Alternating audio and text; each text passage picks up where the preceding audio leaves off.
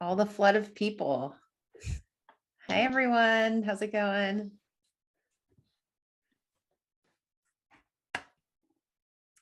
Hey, Adam, party people. I like your vibe.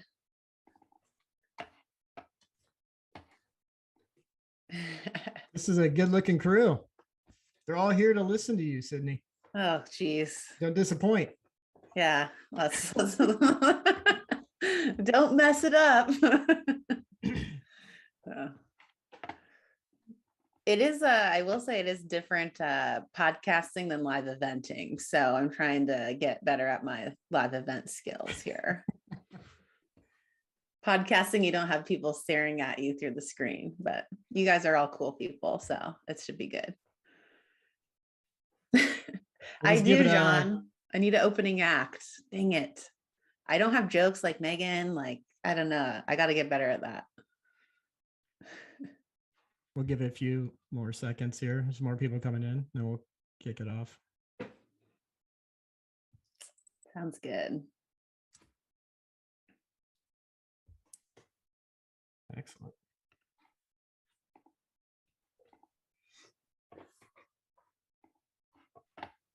All right, let's get going.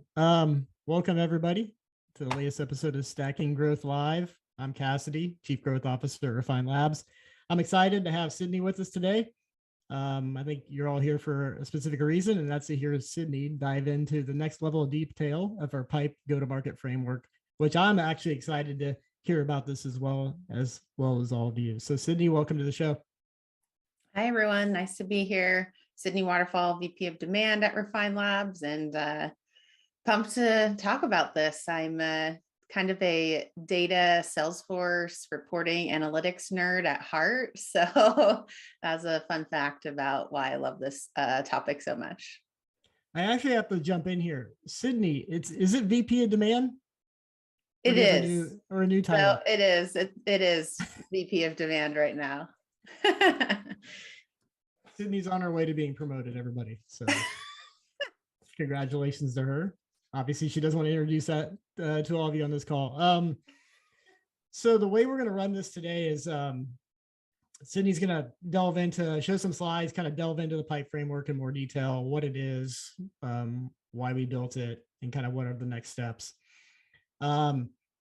We want all of you to kind of obviously listen to this, but then start asking questions. So we're going to want to make this very much like any live session, a dialogue back and forth.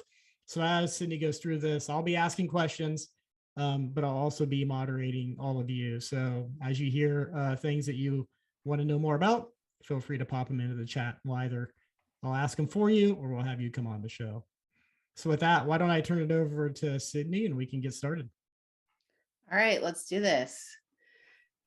I like slides, so I've got some slides prepared for you guys. So we'll kind of dig in here and we'll get started. So today, here to talk about pipe, which is a new framework we've been working on here at Refine Labs, and specifically HIRO Pipeline and what that is, and we'll get into this. So first, I wanted to talk about not all pipeline is created equal. So let's do a fun little exercise. Here's some examples, but I would love for you guys to like blow up the chat.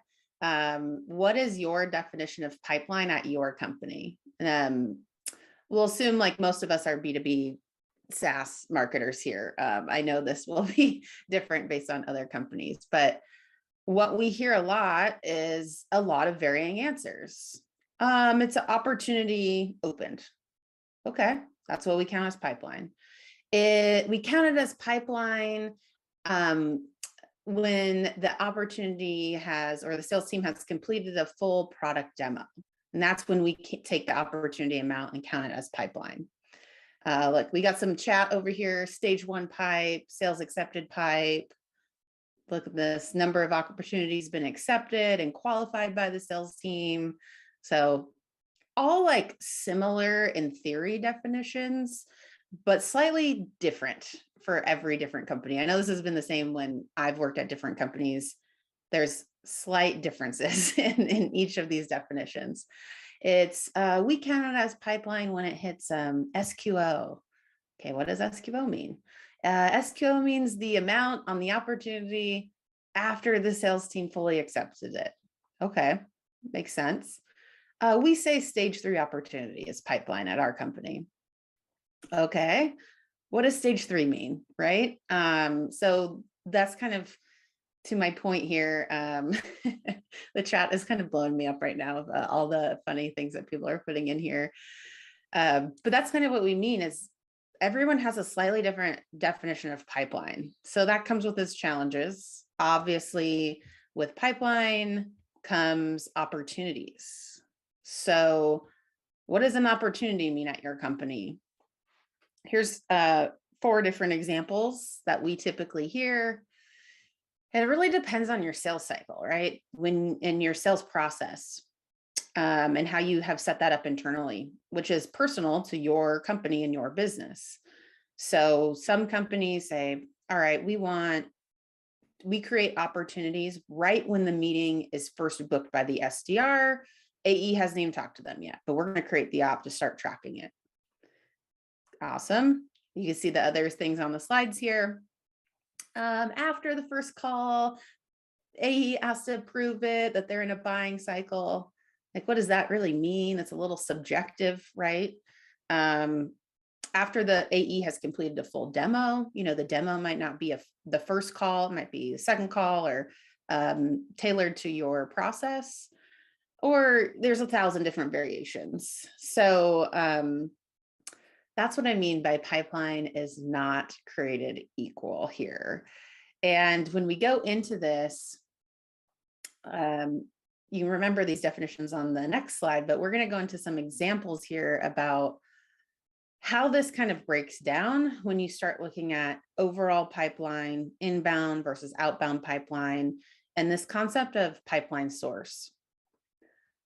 So pipeline creation and win rates are greatly different based on what we call pipeline source.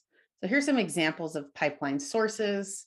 These are the go-to-market functions in your business that are driving results. So kind of like your go-to-market engines. And you might have a couple in your business, depending on, how you have things structured and how you should have things structured. So we have what we've termed pipe, which is kind of our declared intent, which is what we talk a lot about here at Refine Labs is, your high intent, the people are asking and wanting to have raising their hands, asking for a sales conversation to talk about buying your services or product. So that's like one go-to-market function, one pipeline source. You also might have outbound. It's also pretty common, kind of lumped ABM into here. Highly debatable topic. That's probably a whole nother episode, to be honest with you. You have events, right? Events, field marketing, that's going to be, it's probably own pipeline source. And then you also have, low intent lead gen. If you're still doing that, totally fine, but we need to break it out separately. So one of the key things with pipeline sources is you are actually able to see the efficiencies through your go-to-market functions, where historically you probably look at your funnel inbound versus outbound, marketing source versus sales source. But that really doesn't align to true go-to-market initiatives that I would say in the newer buying era, how we actually do marketing today. So this is a chart is kind of an example of like looking at the unlock here is when you actually look at opportunity win rate by pipeline source, you start seeing things that you might have not seen before. That can lead to better decisions, better prioritization of your internal resources, budget, focus, all of that. So that's kind of one of the main things that I've learned and we've learned here at Refine Labs by working with a lot of different companies.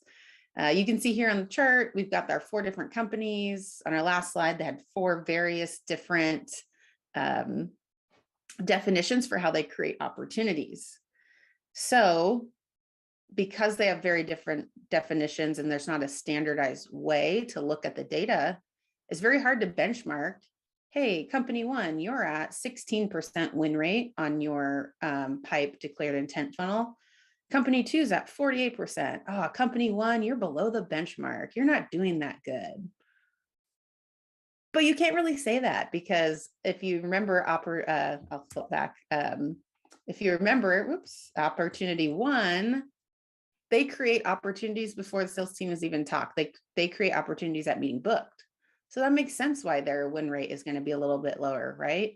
Versus company three, they create opportunities after the AEs had a full demo. Totally makes sense why this 48% conversion rate. Also, this is made up data. This is sample data. This is not actual data. So yeah, curious on your thoughts, Cassidy, too, on the unlock from looking at it from more of a pipeline source versus a blended view, and like what your experience there is.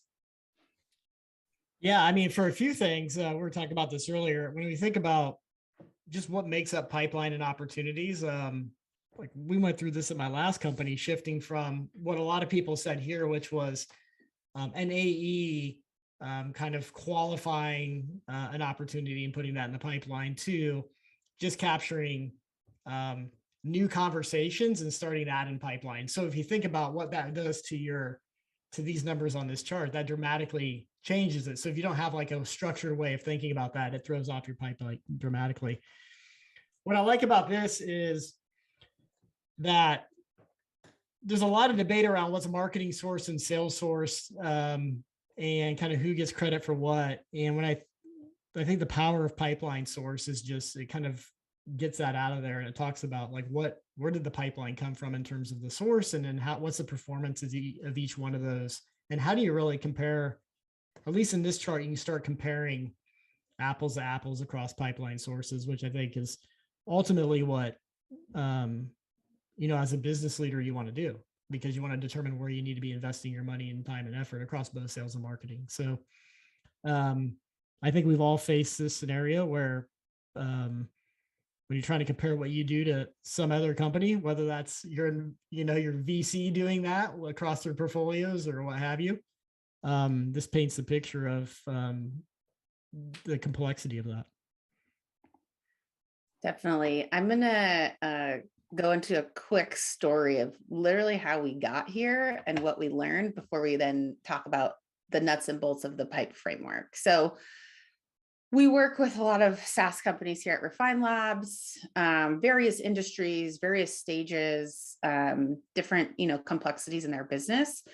So we thought, okay, we need a better way to understand and give our customers more data on, like, is this good? That's a question we get all the time. Is this good? Is our pipeline growth good? Is our, how are we tracking? Like, everybody loves benchmarks.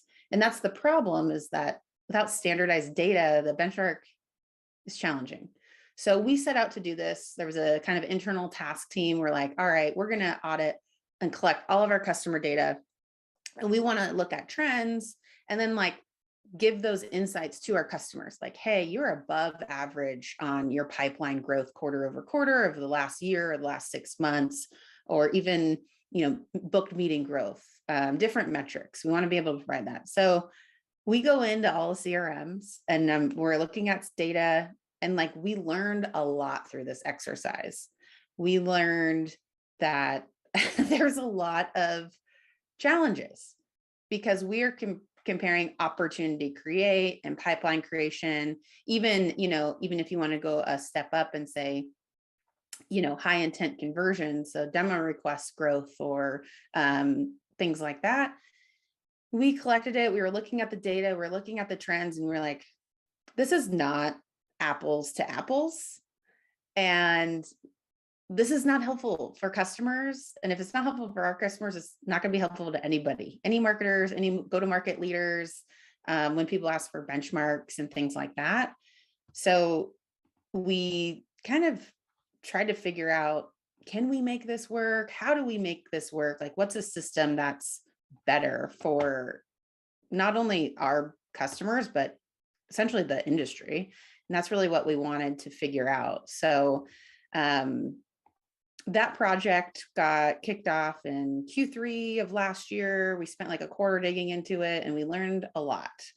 And that's kind of what we want to talk about next. So I will share again. Sorry about this. Here we go. Yeah, and I would say while Sydney pulls that up for folks, keep the questions coming. I'm kind of categorizing those. I'd like her to walk through this next. I think that will help set up how we answer a lot of the questions I see in the chat right now, which are very good, by the way. So keep them coming. Yeah, the chat's like blowing up. I can't even keep up. It's great. So here's what we learned from doing all that exercise. Most companies forecast, model, and optimize using all pipeline or maybe just inbound and outbound pipeline. So it's kind of like a blended approach. Just like when we talk about splitting the funnel and forecasting, you shouldn't forecast all your MQLs and leads the same, right? They're very different conversion rates. Same thing when you get to the pipeline level. It's super challenging to compare benchmark companies and give them like actual actionable data because there's no standardized definition. A lot of it is very subjective. So, and it's tailored to the internal process, which makes total sense from an internal company standpoint.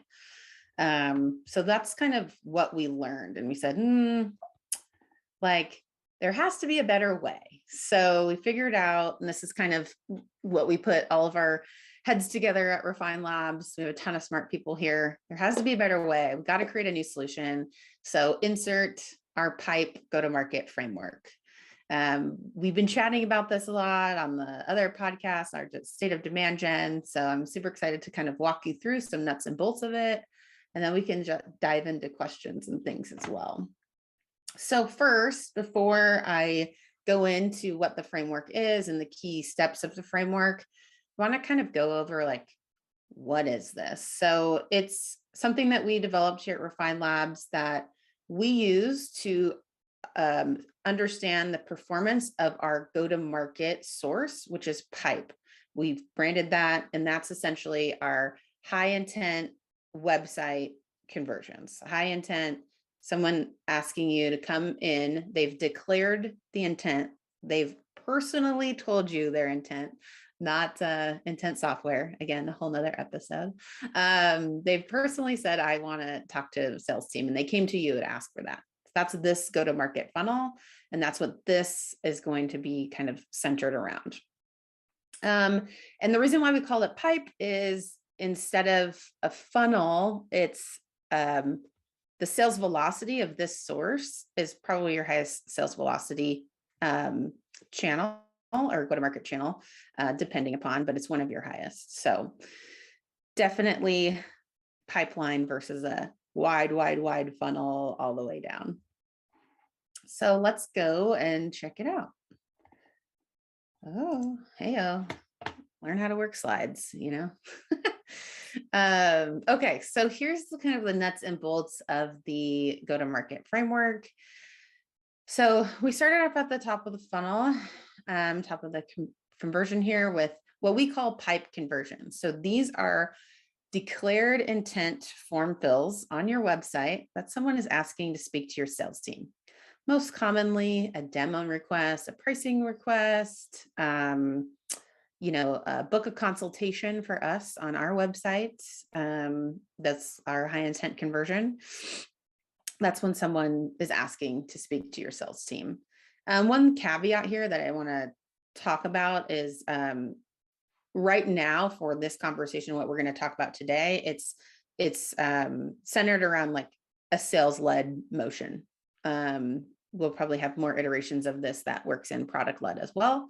That will be coming, but for the conversation today, it's more of like a sales-led funnel, or if you have a product-led and sales-led, it's that high intent conversion where they're actually asking to speak to your sales team and not asking to try your product or look at your product. So that's the main top of funnel conversion point. That's the entry point into here. There's a lot of other things going on above this, a lot of marketing activities that we talk about all the time around creating demand, capturing demand to push people into here. The next stage is pipe qualified meetings, what we call PQMs. So this is firmographically fit. So, not any, kind of spam or unqualified type of form submissions that book a meeting with the sales team. And we like to level on this metric because it's a quality control metric of your pipe conversions. If you're getting a lot of pipe conversions and they're not converting to meetings, there's a problem. And then what you've probably heard a lot of us talk about is what we call high intent revenue opportunities, what we call HIROs. This is an opportunity that has a 6-month trailing win rate of greater than 25%. And this is the real game changer, is because we are standardizing this stage across data, not across subjectivity or what means qualified or what doesn't mean qualified. It's around win rate. So that way you can compare across different pipeline sources, across different sources in your business, different go-to-market functions, and it's not as subjective as what people are currently using. And then obviously closed won is closed won customers. So that is the overall framework and how we think about it and how we've been trying to honestly simplify it. Like at a business level, these are the 4 main KPIs we look at and we believe everybody should be looking at it. There's going to be other sub metrics like, meetings attended or sub steps in here. But in order for business level reporting of how this go-to-market function is doing, this is what we believe is the best way to simplify this and standardize this across.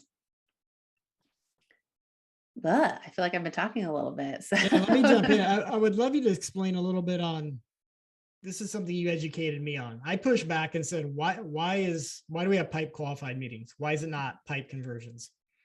And we had a good discussion about why we need this PQM stage. I'd love you to kind of share that with the audience, because I think a lot of us are like, oh, somebody raised their hand. It's a demo request. Great. I'm going to count that. And I'm going to go right to pipeline creation. I'm going to look at my HIRO.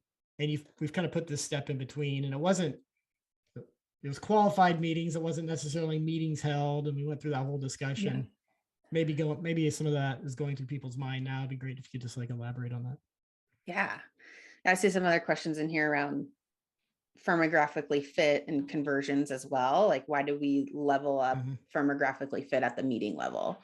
So the top is pipe conversions. Those are essentially besides test leads or spam leads, what are the total conversions that you're getting in from your declared intent conversions on your website? We want to understand that total. And then if we just jump straight to pipeline or HIROs, we miss a quality control metric that I think is really important, and marketers can game the system a little bit. Just like sales can game the system at their stuff too. It's pretty easy if you say, okay, I just need more conversions.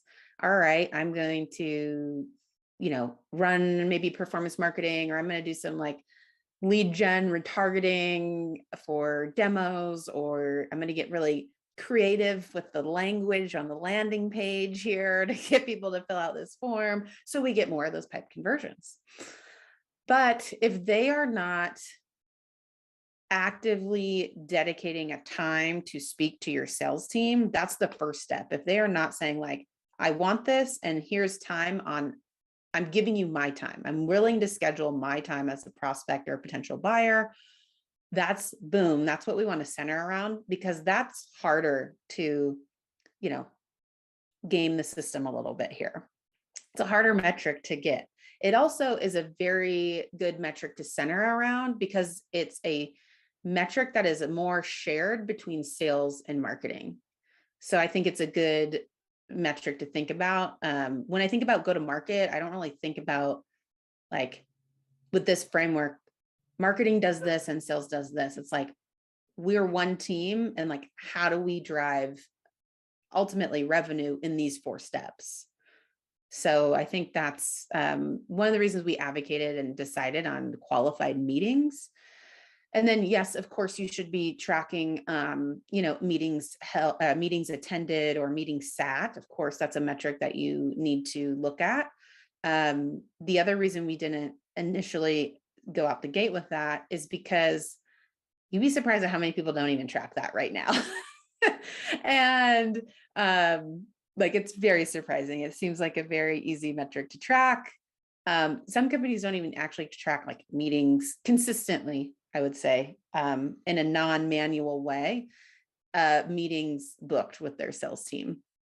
So when we think about rolling this framework out, we also are thinking about how do we how do we roll this out? And so you get historical data into these stages as well. So we could see what did the past year look like, and how are we going to improve that moving forward with thinking about implementing this new framework.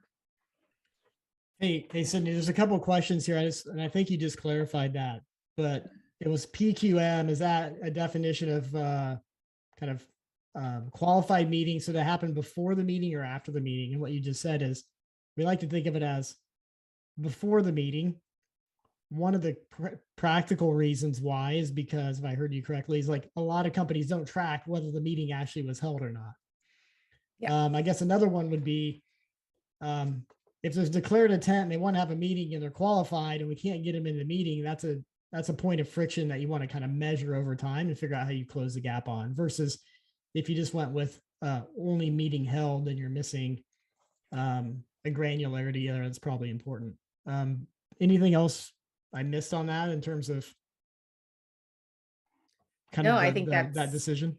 Yeah, it's at meeting booked. And to clarify too, like, this is like the first meeting for the prospective customer. So regardless of what your sales setup is internally, whether they go to an SDR first or an AE first, or they have a discovery call versus a demo call, like, that's all subjective and that's going to change. We want to know, did they book a meeting with your sales team? So, and additionally, I will just say, shout out, like, since these are your most high intent, declared intent leads, they have the highest win rate normally and the highest sales velocity. These should be going to your best salespeople, and you should think about actually sending these section of your business to your AE. But, that's, again, another podcast episode in itself. So, but that's definitely something we recommend. Gosh, yeah, there's so much questions. I can't keep up. This is so great.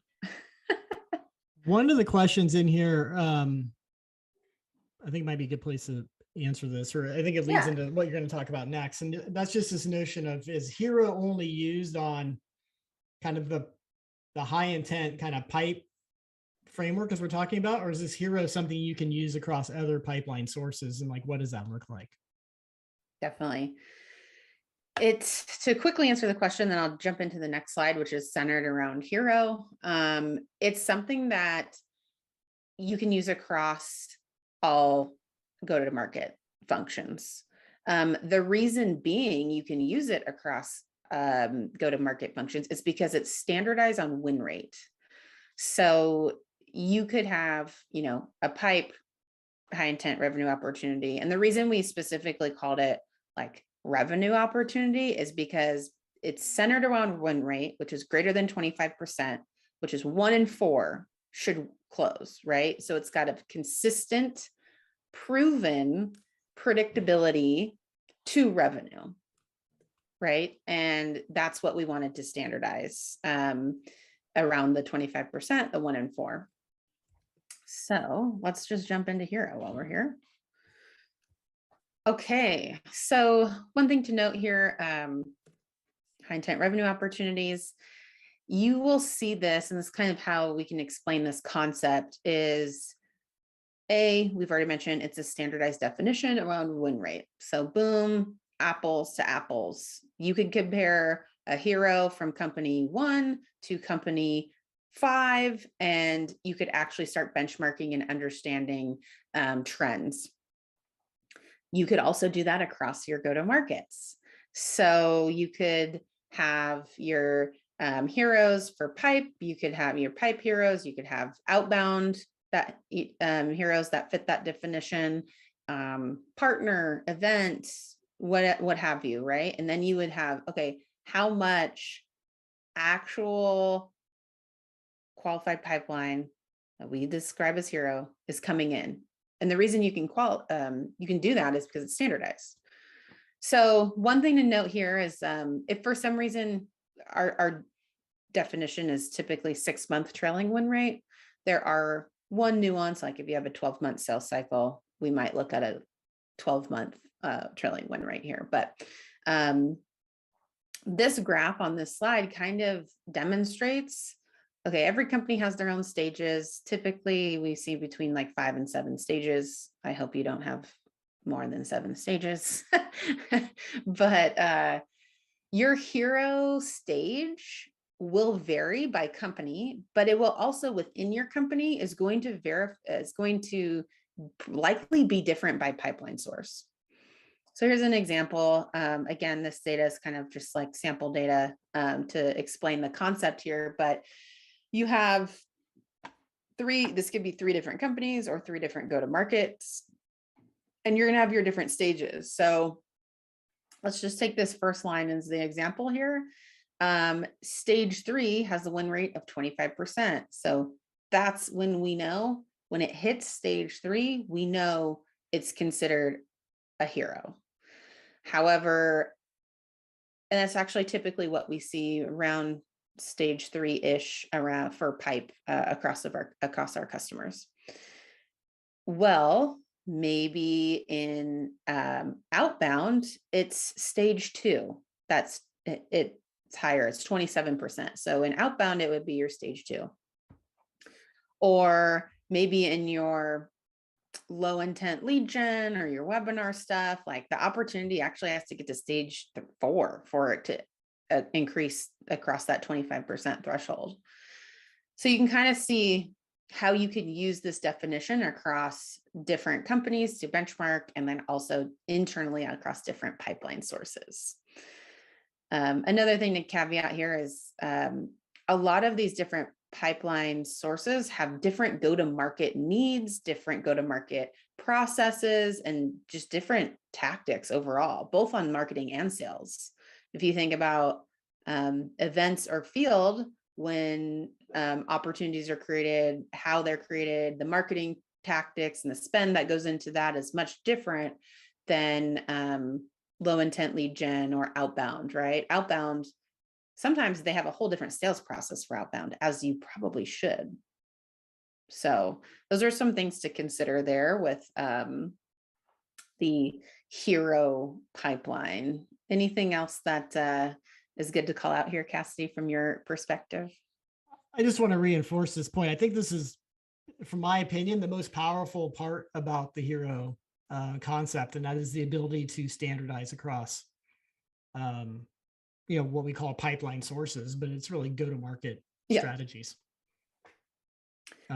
Very good way to get apples to apples. And what's ironic, I think, and I know you're going to jump in, what's ironic is like we haven't actually done this really as an industry yet. This is the thing that's missing to be able to compare effectiveness of outbound to inbound to your classical MQL model to et cetera, as a way to kind of standardize this across your company. Yeah, this is the game changer. I think this is the unlock, right? We're starting to do this, and I see a lot of other companies and marketers going in this direction, and even like, go-to-market teams, not just marketing, like sales leaders and revenue leaders. We're starting to do this at the top of the funnel. I see a lot of customers and people that we help, they're reporting on like, okay, here's our high intent goals. Here's low intent. We're moving resources and we're focusing on this high intent. Okay. But then once it gets to like the opportunity and pipeline, it kind of goes back to blended again. It's like, we gotta do this all the way down throughout the entire go-to-markets, and then treat them as almost like mini separate business units. Like you might have a team dedicated to each go to market differently. Like I know a lot of people have, outbound separated, or they have events and field. And yes, all the teams are still working together, but the needs of each go to market is going to be very different. You also might have like partner or affiliates in here as well. Like that's a whole nother beast and strategy as well. So that's one thing that is good to call out here, and I think is the game changer. And talking about, I'm going to probably stop sharing here in a little bit, but talking about like, okay, like how do you actually like implement this? Like, cool, we get the idea. Hopefully you're getting some unlocks going, but how do you actually operationalize this? So, spoiler alert, we are working on releasing some information on how you actually implement this in your Salesforce instance. And the key here is like, you don't have to change your stages. You don't have to change kind of your lead flow process and what you're doing. There's ways that you could take the data that's in your system, and we can essentially report on this go-to-market level on top of your existing data structure, right? We get it. It's not realistic to come in and overhaul your entire go-to-market functions and your lead routing and your everything. Like that's a beast. So there are ways that you can operationalize this. And that's one thing why I put here, your HIRO stage date. If you're going to be measuring this across all your go-to-markets, you're going to need a dedicated field to track what is that standardized HIRO date across your go-to-market systems. And so that's stuff that we're actively working on. We're hoping to, we will be releasing it in the beta of our Vaults product, which will be launching soon. And hopefully we'll be, depending on how that goes, we will be launching commercially to everybody sometime after that, towards the end of the year, early next year. So that's just a little teaser, but I want to talk about, there's a couple of key things that you can set up in your CRM to track this regardless. Some of the key fields are your conversion source and your conversion. When we say source, we're thinking the source that like captures the demand, right? Like, is it a demo? Is it a webinar? What is the source at conversion? And then you also have your traditional, where did that come from? What marketing channel, like what attribution? You should have your self-report attribution, obviously, and you should have that. And then you can map that to the opportunity. And then you can kind of create this conversion funnel in your CRM. And obviously I'm happy to like keep going and geeking out on that. Like this is the part that I love of like, how do you personalize this? But there are ways that you can take that what's going on and map it to the opportunity. And then you will be able to build some of this reporting yourself as well. Sydney, how there's a question in here, and I just want to put you on the spot.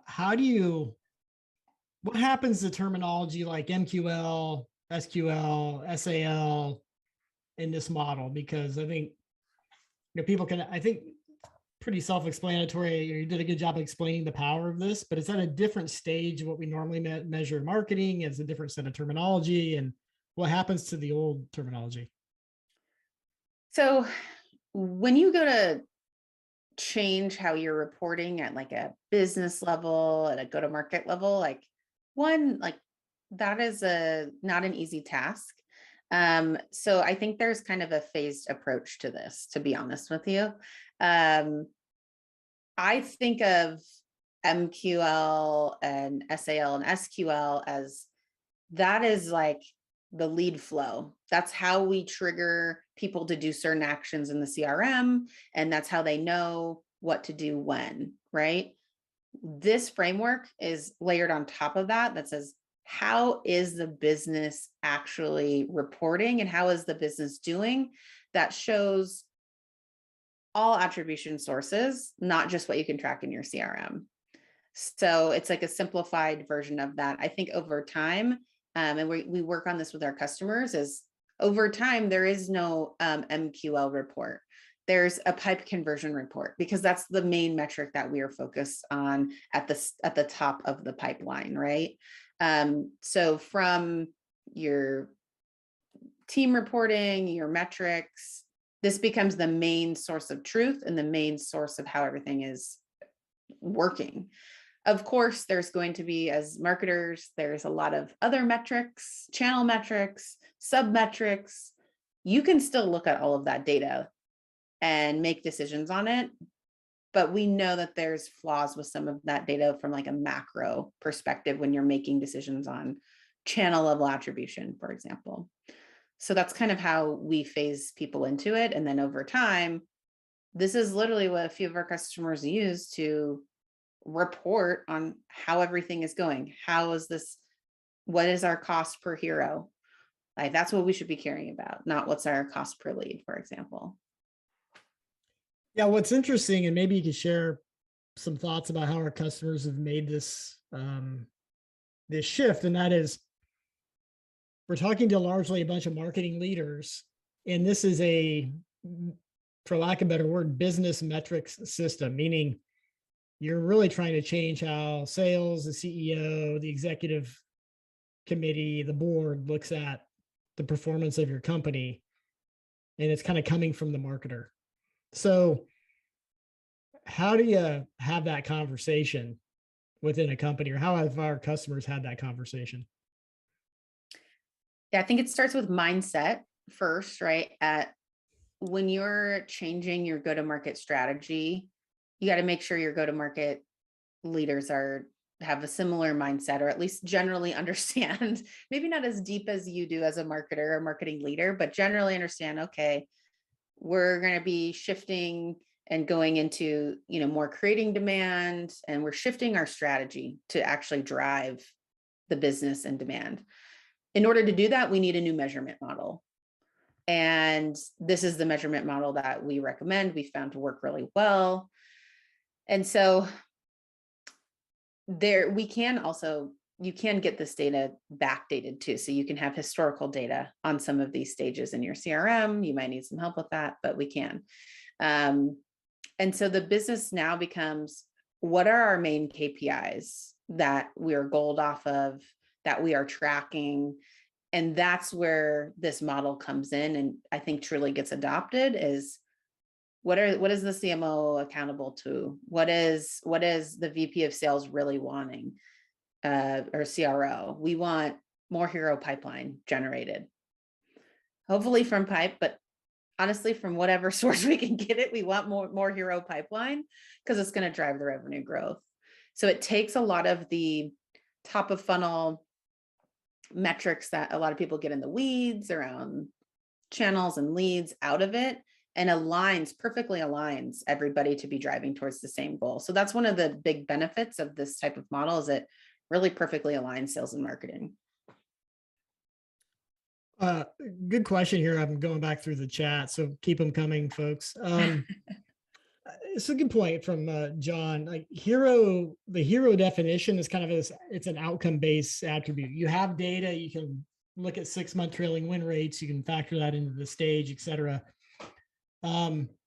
What do you advise folks look at for kind of incoming attributes or leading indicators kind of into that from a qualification perspective? Like, how do you continually rethink PQM as it flows to HIRO and so forth and so on, based on kind of what's happening in the market?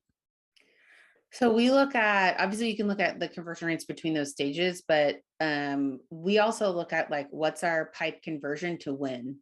What is our PQM to win? What are because those can kind of be some leading indicators of like total, but what is our pipe conversion to meeting booked ratio, right? And, when you first start off shifting your strategy, I would say that's the first, 90 to 120 days, whatever that time period is, depending on your sales cycle, before you can expect to see pipeline come in. Center around like how many meetings, PQMs, that should be your main metric that you're trying to drive as a leading indicator before it actually hits pipeline. Okay, we've got more. Way, I'll elaborate to that. We ran a similar model at my last company. And to your point, Sydney, like we would look at PQMs coming in, and then we would look at how did those flow stage to stage? How did they convert? And then we'd go back and redefine the PQM number and tighten that up as we went. Because what you're looking at is the efficiency of the sales team and so forth and so on. And so I think you're kind of using this data all the time to iterate on definition, process, qualification, and so forth and so on, as you said.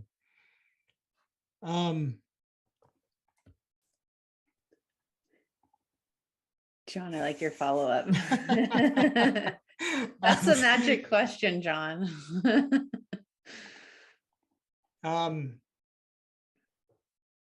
Any thoughts, Sydney, on how this leads to standardization of sales processes across individual reps or teams? And so there's kind of this classic dilemma that we all face in that, you know, we'll have a set of qualification criteria and we'll have a sales process, but every team and every individual kind of runs it somewhat differently.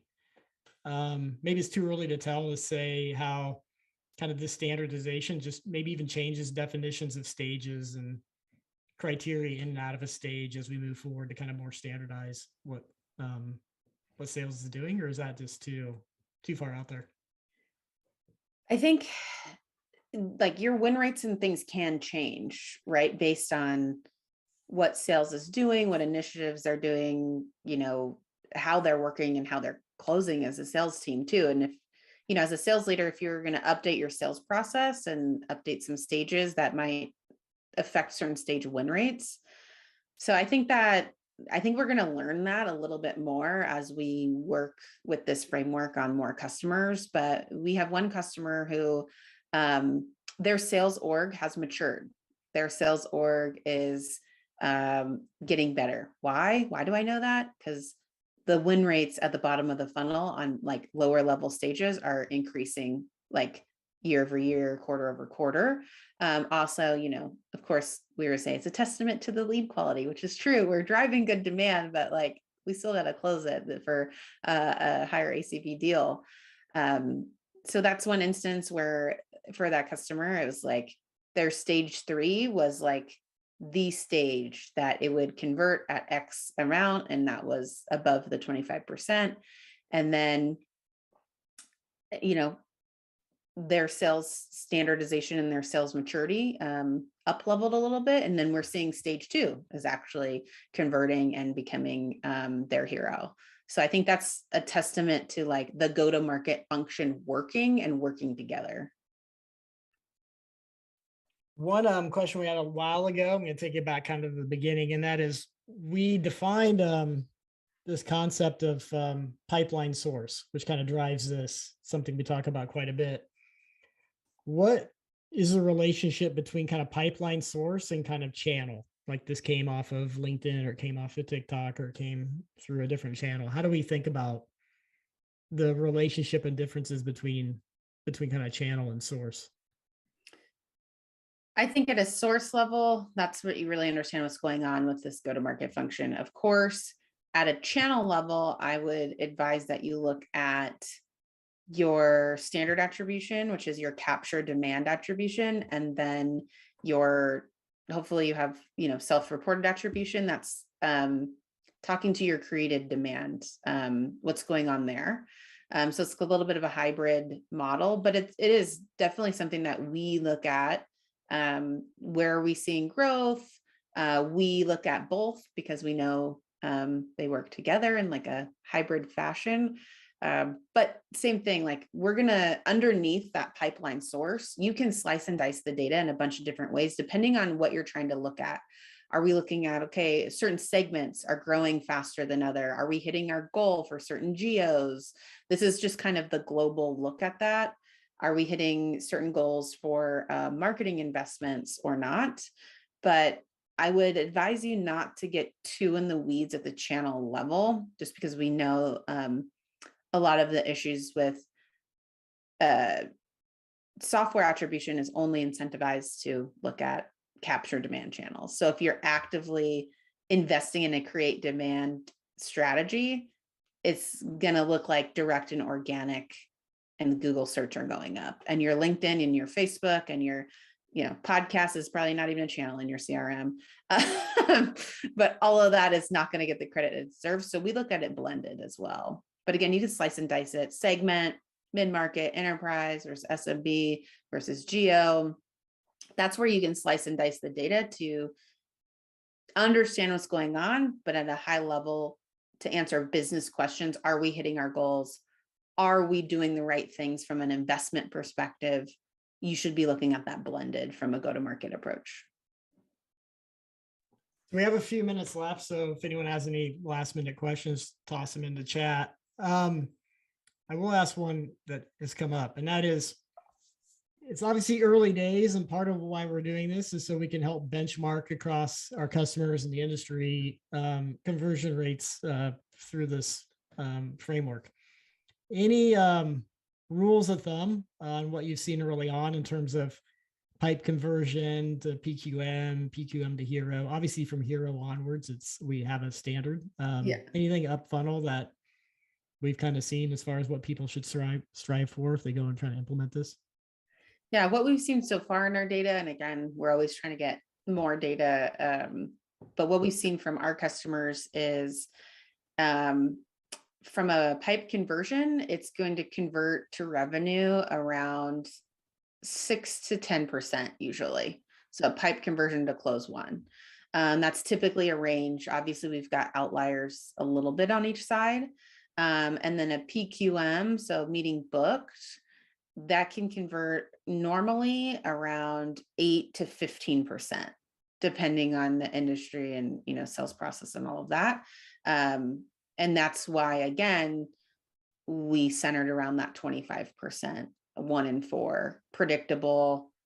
We feel good about forecasting around that. Now, if you're underneath that, the conversion rates between stages is where it gets a little different. I think depending on the stage of company that you are at.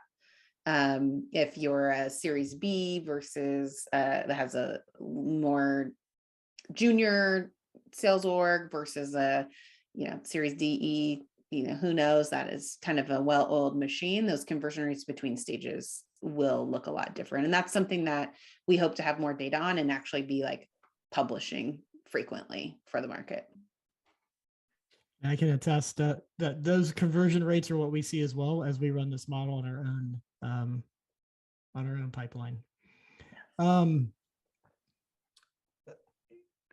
I had a question here. Good, they're coming in. I like them. I know, so many. We'll try to also make sure we produce content or have follow-up episodes to get to all your questions. We know this is kind of a big topic. Yeah, this is a good one. What I think I'm hearing is that the attributes you might use to identify HIRO opportunities is a mix of standard attribution, so demand capture, account attributes, behavioral attributes, intent-based attributes. Do I have this right? So yeah, how are we thinking about the kind of HIRO opportunity, the qualification? It's kind of a little bit of everything. You want to elaborate on that? Yeah, I mean, when I'm looking at customer data and we're making recommendations, I'm looking at, is our total HIRO, pipe HIROs, and pipe, the actual number, like the number of HIROs, and then the pipeline associated with that. How are we trending? And then after I answer that question, then I'm digging into, okay, is there anything that I can correlate to why this is going on? Why it's going up, why it's going down, why we're ahead of goal, why we're short of goal, what should we be doing more of, what should we be doing less of? And that's when I start digging into, all right, let's look at campaign level data. Let's look at,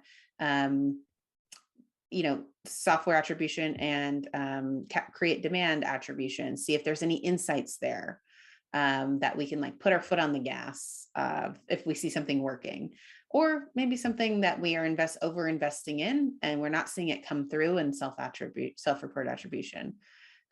Also, I think like a lot of people have segments and geo goals, and that's where you can really get into that as well. So that's kind of how we understand if our mix and our marketing mix is working with the customers. Yeah, we're going through this now. I mean, just to give a Yeah. real example, we have a HIRO conversion rate increasing in our company, but PQM to HIRO decreasing. And so we're looking at that. Is that a stricter qualification on our side? Is that a difference in the type of customer coming in and the quality of the inbound? And et cetera, et cetera. So it's nice to have this standardization because you can look back in time. You can look at what you've done in the sales process. You can look at the mix of people coming in and try to assess like what has been changing in your pipeline across the standard approach to the metrics. So super powerful from somebody who uses it day in and day out. One last question for you, Sydney, just because I got to put you on the spot one more time. Oh, here we go. How do you think this plays out as you think through PLG versus sales led? I know it's something that you've been thinking about. John's been asking this a few times in the chat, so I wanted to kind of bring it up and have you kind of weigh in on like where do you think this might end up as you move forward with the framework? Yeah, we are actively exploring this. So if anyone wants to chat one-to-one, DM me, or if you have any questions, feel free to reach out. We're actively trying to solve this because we know it's an issue in the market. How I think about it currently is if you have a freemium product, a PLG model, that's essentially like a subscription funnel. It could be a touchless funnel that you can drive revenue on, right? So that's one go to market or one subscription revenue portion. You want to drive people in there, you want them to subscribe, but also the people in there in your free trial or free product or freemium. There's so many different types of trials these days, or PLG subsets. If they're in there and they want to speak to someone about purchasing your product or getting more information about purchasing or upgrading your product, that to me is a declared intent. Hey, I'm in your trial or I'm in your product and I want to talk about X. And a lot of people have conversion points in there. Then I would say that's a declared intent and we can look at that funnel in combination. Those are like my early thoughts. We're still literally in like brainstorms, and I've been meeting with a lot of people who run both or who run one versus the other just to get a lot of market research. That's essentially how I'm thinking about it. I think the current way of like having a growth team that only looks at driving product-led growth signups and product-led growth activations and another team that's focused on sales-led doesn't work. So we have to adopt our funnels to make sure that we can capture both, which is something that we don't have solved yet. Excellent. Good question, John. Thanks, Sydney. All right, everyone. One parting shot, our call to action to all of you is we'd love you to go away and think about how would you actually implement this within your company? What are the obstacles? What are the challenges? What should we be aware of that we can make this process as it continues to evolve easier, better, more complete? PLG is a great example. So we'd love to hear from you. You can reach out to myself or Sydney at any time with any thoughts, challenges, more questions. Keep them coming. We appreciate all of you on this call today. And thanks for taking the time to listen to us. And thank you, Sydney, for walking us through this. Really appreciate it.